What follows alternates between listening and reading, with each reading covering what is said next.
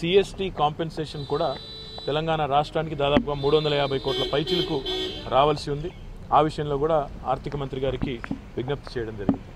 నాలుగవది, మన తెలంగాణ రాష్ట్రానికి సంబంధించిన ఒక ముఖ్యమైన ప్రాజెక్ట్ ఏదైతే డిఫెన్స్ భూములు తీసుకుని మనం ఏదైతే ఫ్లైఓవర్లు కానీ స్కైవేస్ కానీ అదే రకంగా కంటోన్మెంట్లో మూసివేస్తున్న రోడ్లు ఏవైతే ఉన్నాయో వాటికి సంబంధించి ప్రత్యామ్నాయ ఆల్టర్నేట్ ల్యాండ్ అలొకేషన్ ఏదైతే చేస్తామని చెప్పాము.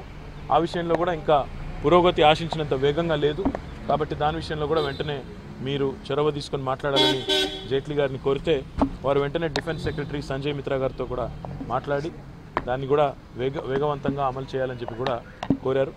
ఇక చివరగా మన ఎఫ్ఆర్బిఎం లిమిట్స్ ఏవైతే ప్రస్తుతం 3.25% ఉన్నాయో దాన్ని కూడా పెంచి 3.5%గా చేయాలని, ఎందుకంటే మొన్న ప్రవేశపెట్టిన బడ్జెట్లో కూడా తెలంగాణ రాష్ట్రం రెవెన్యూ సర్ప్లస్గానే ఉంది అని చెప్పి వారికి వివరించడం జరిగింది. ఆ 3.5% పెంచే దిశగా ప్రయత్నం చేయాలని చెప్పి కూడా వారికి విజ్ఞప్తి చేయడం జరిగింది. సో ఈ 5 అంశాలు ప్రధానంగా జిఎస్టీ ఎగ్జామ్షన్స్, జిఎస్టీలో ముఖ్యంగా drinking water, irrigation, beedi workers, beedi industry, చిన్న తరహా గ్రానైట్ పరిశ్రమ ఎగ్జామ్షన్స్, తదనంతరం ఈ డిఫెన్స్ ల్యాండ్స్ బదలాయింపు, అదే రకంగా ఎఫ్ఆర్బిఎం పరిమితి పెంపు, సిఎస్టీ కాంపెన్సేషన్ 350 కోట్లు, మనకు అదే రకంగా ఏదైతే బ్యాక్వర్డ్ రీజన్ గ్రాంట్ ఫండ్ 450 కోట్లు రావాలో ఆ డబ్బులు అన్నీ కూడా ఈ 5 అంశాలు జైట్లీ గారితో లేవనెత్తడం జరిగింది.